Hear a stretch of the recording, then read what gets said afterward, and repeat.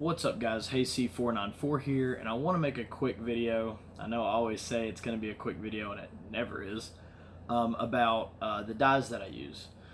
So a lot of you guys know that whenever I first started reloading I was using Lee Precision dies, and Lee Precision dies have a reputation for being cheap, or as I call them, I think they're inexpensive. Because I think cheap is kind of a dirty word, and words somewhat mean things whenever it comes to stuff like that. So I just think they're inexpensive because they've worked fine for me, and I have a bunch of Lee Precision dies. But this is a modification that I do to some of my Lee Precision dies. A lot of you guys know that I run gas guns a lot because I shoot in competitions, I shoot in sniper matches, I shoot in designated marksman matches, and a lot of times people will say to use, heavier neck tension or crimp or whatever for your gas guns because you'll have bullet setback. So basically what that means is your bullet will, whenever it's chambering, it will push your bullet deeper into your case if you don't have enough neck tension, or if your case isn't crimped or anything like that, which crimping is a form of kind of cheating neck tension to make more neck tension. But anyway, so what I've found with Lee Precision dies over the years that I've used them is whenever I measure the decapping pin, which is also an expander ball, whenever I've measured these to figure out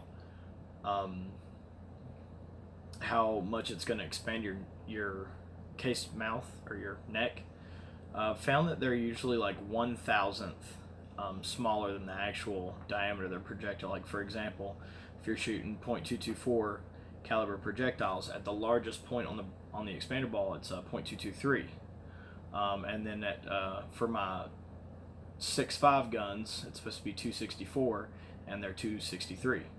So that would only provide you with 1/1000th of neck tension. Well, like I said, I run gas guns a lot, and then also, if you know anything about what your brass does and stuff like that, you get brass spring back.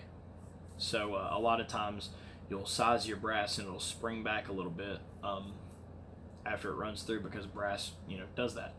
I found that you kind of mitigate it a little bit whenever you anneal it, but it doesn't completely alleviate it. So one of the modifications that I do as a gas gun dude to prevent setback, I like to seat my bullets with 3/1000ths of neck tension. Because it's, everybody says, it has to be 5, it has to be 5, it has to be 5 for a gas gun, it has to be 1, it has to be 1, it has to be 1 for a bolt gun. I use 3. That way I use it in my gas guns and my bolt guns, and I've never had bullet setback whenever I've run 3/1000ths of neck tension. So the way that I do that is I will take my decapping pin out of my full-length resizing die. I'll take it out, and then I will put it in a regular electric hand drill, just like this. So it'll just sit inside of it like this. And I will take 600 grit sandpaper, and I will run it down at the expander ball. And then I'll measure it. And I'll do it again, and I'll measure it, and I'll do it again, and I'll measure it until I get about 1/1000th away from where I want to be. So if I want it to give me 3/1000ths of neck tension, and it's already getting 1/1000th, then I need to knock 2/1000ths off. And it sounds like, oh, well, that would be really fast. This is really, really hard metal. This is really hard metal. So using 600 grit sandpaper on it isn't, you're not like just burning through it or anything like that. So it still does take a little bit of time, but, don't get crazy. I wait until I get 1/1000th away from where I want it to be, which I normally try to remove 2/1000ths off of it.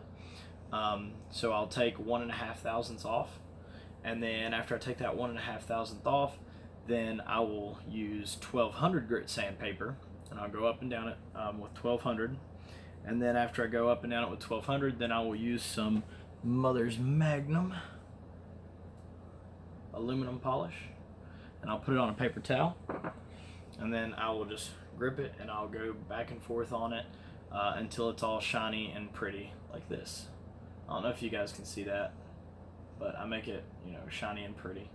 That doesn't really mean anything, but then by the time I measure it, whenever it's all said and done, that last half thousandth is usually gone by the time I use the polish and everything. So by the time everything's all said and done, it usually gives me right around 3/1000ths of neck tension.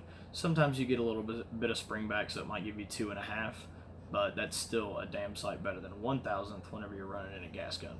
Anyway, hope this video helps some of you guys out. Hey, C494 out.